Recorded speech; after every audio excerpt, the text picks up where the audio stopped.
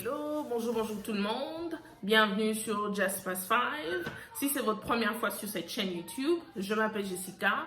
Je suis une chrétienne. Je crois fermement en Christ. Je sais qu'il est capable de changer beaucoup de choses. Il est capable de changer ma situation, de changer ta situation. Il est capable de te redonner l'espoir. Il est capable de te rapprocher de lui. Il est capable de tout. Alors, je reconnais le Christ dans ma vie, dans mon foyer, dans mon mariage. Il est super important de donner la place du Seigneur au Seigneur. Il est important de toujours prendre le temps de prier, passer le temps dans la prière. Étant dans un couple, c'est important de prier. Avec tes enfants, c'est important de prier. Même si tu n'es pas marié, c'est important de prier. La prière, c'est quelque chose que tu dois faire à tout moment. La Bible nous demande de prier sans cesse. Alors, je vous demande, je vous encourage, maman, papa, jeune frère, jeune sœur, prends le temps de prier. Le matin, tu te réveilles, c'est pas donné à tout le monde. Le matin, quand tu te réveilles, prends le temps de dire merci à Dieu. Tu ne sais pas combien de personnes sont mortes. Tu ne sais pas combien sont dans des hôpitaux. Tu ne sais pas combien aimeraient être capables même d'applaudir pour dire Dieu est bon. Mais toi, tu le fais sans effort. Alors, il faut toujours prendre le temps de prier. Alors, mon message de ce jour, de ce lundi, n'est rien d'autre qu'un message de réconfort. Je viens réconforter quelqu'un.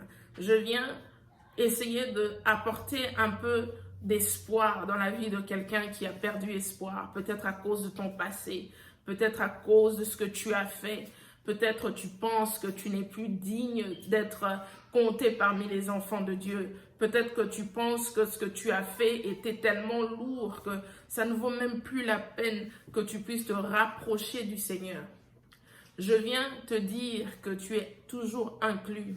Tu es toujours inclus dans les bénédictions de Dieu. Tu es toujours inclus dans le planning de Dieu. Tu es là. Alors aujourd'hui, on va essayer de parler un peu, je vais exhorter un peu sur le réconfort en fait. On va aller dans le livre de Marc. Donc si on va dans Marc chapitre 16, verset 7, moi j'aime bien avoir ma Bible, c'est la version 8 secondes. Je pense qu'elle est un peu plus facile pour comprendre. Cette version m'aide beaucoup. J'ai plusieurs versions, mais je préfère la version 8 secondes. Donc, si on va dans Marc chapitre 16, verset 7, la Bible nous dit « Mais allez dire à ses disciples et à Pierre qu'il vous précède en Galilée. C'est là que vous le verrez, comme il vous l'a dit. » Quand j'ai lu ce verset, il faut dire vrai, j'étais un peu troublée. J'étais un peu troublée parce que on nous dit là, allez dire aux disciples et à Pierre. Genre comme si Pierre n'était pas déjà un disciple. Alors j'avais du mal à comprendre en fait le fond de ce message. J'avais du mal à comprendre ce que ça voulait vraiment dire. Comment est-ce que Pierre qui est disciple et dans cette phrase-là est exclu des disciples, mais il est quand même inclus dans le message. C'était quand même fort pour moi. J'ai dû repartir dans les études bibliques, essayer de voir est-ce que Pierre était vraiment disciple, est-ce que moi j'ai mal compris. Et finalement, Dieu m'a fait grâce. J'ai compris le message derrière ça. Et j'ai essayé de voir et de comprendre l'amour de Dieu. Ma soeur, mon frère, c'est fort. C'est plus fort que nous.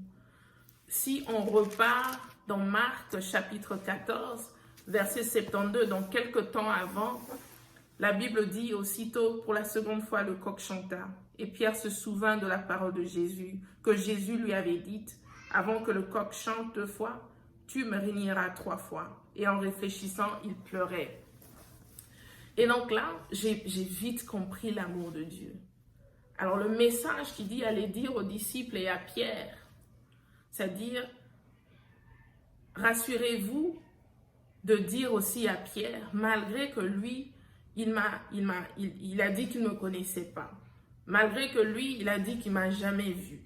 Allez quand même lui dire que moi, je suis déjà en Galilée et que lui va me joindre là-bas. Imaginez un peu ça. Imaginez un peu ça. Tu as fait tant de mal, tu as causé tant de peine à quelqu'un, mais l'amour de Dieu, il te considère encore, il te fait toujours confiance. Parce que Pierre était disciple et Jésus connaissait bien Pierre. Il avait même établi le programme de la journée pour Pierre. Il a dit, quand telle chose va arriver, toi tu vas dire que tu ne me connaissais pas. Quand telle chose va arriver, tu vas encore dire une fois que tu ne me connais pas. Et ensuite après, le coq va chanter. Pierre a dit, mais non, non, moi je ne peux pas faire ça. Il a dit, non, non, non, mais moi je ne peux pas faire ça. Quelque part là, il a même dit, mais moi je donnerai ma vie pour toi. Et puis après, c'est là que j'ai compris que Jésus savait que si le message était seulement pour aller dire aux disciples, Pierre, avec tout ce qu'il m'a fait, Pierre ne se considère plus étant disciple parce qu'il m'a tellement fait mal. Pierre, je sais comment Pierre fonctionne. Je sais comment il est. Donc si je t'envoie ce message en disant seulement aller dire aux disciples, Pierre va se sentir non inclus. Alors il a insisté de dire, allez dire aux disciples, mais aussi dites à Pierre, ma soeur, malgré ce que toi tu as fait, malgré ton péché, malgré la faute que tu as commise, malgré tes erreurs, l'Éternel veut que tu saches en fait que dans son planning, tu es toujours là. Il te fait toujours confiance.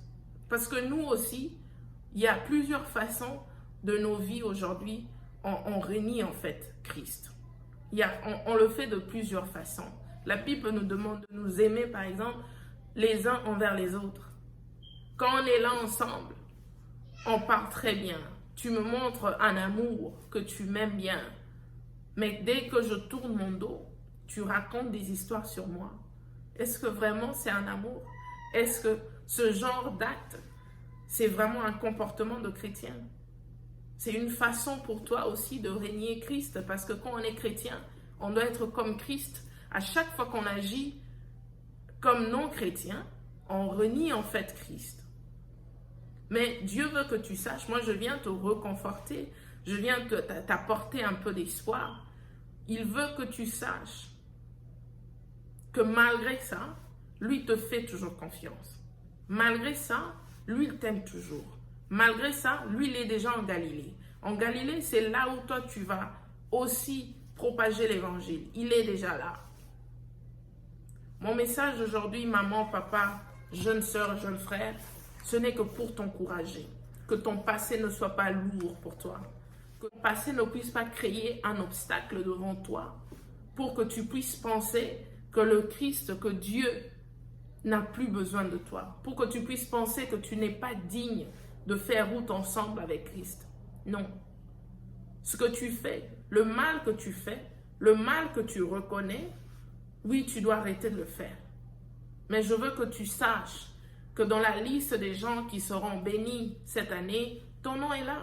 Dans la liste des gens qui seront mariés dans le futur, ton nom est là. Dans la liste des gens qui deviendront maman, ton nom est là. Dans la liste des gens qui seront stables, ton nom est là. Ce n'est pas parce que tu as eu un passé où tu as fait quelque chose d'horrible que l'Éternel t'a automatiquement mis de côté. Non, parce qu'il n'a pas mis Pierre de côté. Alors le Jésus que nous prions, c'est le même hier, aujourd'hui et demain. Comme il n'a pas mis Pierre de côté, il ne te mettra pas aussi de côté. Ce message n'est vraiment que pour te donner l'espoir. C'est vraiment pour ajouter un peu de réconfort. C'est vraiment pour t'encourager. Je t'encourage d'abord à arrêter de faire le mal.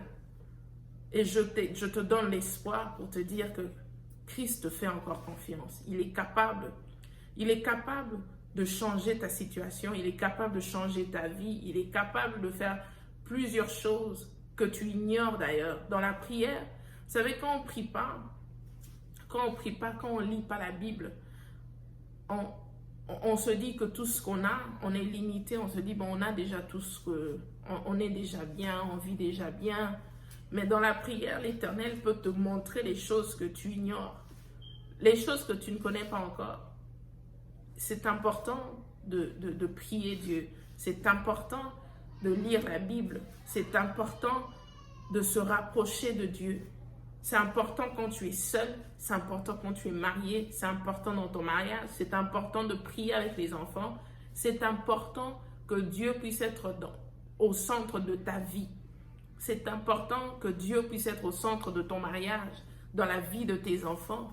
Les enfants peuvent être petits, mais c'est important pour toi d'expliquer aux enfants que, écoute, si ce qu'on a aujourd'hui, ce qu'on est aujourd'hui, si on respire, c'est parce qu'il y a un Dieu dans les cieux qui permet. Un enfant comprend. C'est important de faire des prières en famille avec les enfants. C'est important de prier en couple. C'est important de passer le temps dans la présence du Christ en couple. C'est super important de prier ensemble. Dans un mariage, les mariés doivent prier ensemble. C'est important. Alors aujourd'hui, comme j'ai dit, mon message aujourd'hui, c'était seulement un message de réconfort.